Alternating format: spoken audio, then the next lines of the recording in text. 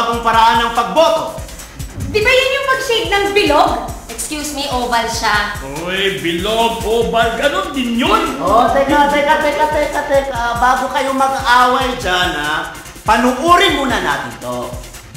Ito ang mga mahalagang tandaan sa bagong proseso ng pagboto.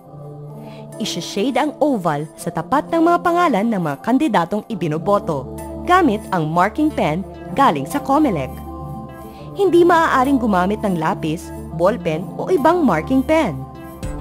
Tandaan, dapat buo o kumpleto ang pag-shade ng oval sa tapat ng pangalan ng kandidatong ibinoboto. Iwasan na magkulang ang shading sa loob ng oval. Shading lang ang pwedeng gamitin sa oval, wag X, check, o linya.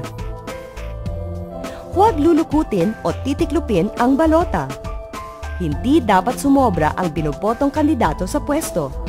Halimbawa, 12 ang pwesto sa pagka-senador, kaya't 12 lang ang dapat iboto sa pwestong senador. Kung sumobra, hindi bibilangin lahat ng boto para sa mga senador. Pero bibilangin pa rin ang mga boto sa ibang pwesto. Tandaan, isang balota lang ang ibibigay sa bawat botante, kaya't ingatang huwag magkamali. Magdala ng listahan ng iboboto para mapabilis at maiwasang magkamali sa pagboto. Kapag nasira ang balota, wala na itong kapalit. Baka maging dahilan pa ito upang hindi na makaboto ang botante. Maliban sa pag-shade ng oval, hindi dapat sulatan o lagyan ng kahit anong extra marks ang balota, lalo na ang mga gilid nito.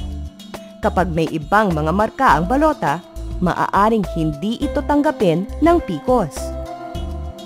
Ibabalik ngayon ang balota sa secrecy folder at dadalhin ito sa PCOS. Tingnan ang bilang ng balota sa vote count indicator sa screen ng PCOS. Isusubo ang balota sa ballot entry slot hanggang kunin ito ng PCOS at mahulog ito sa loob ng ballot box.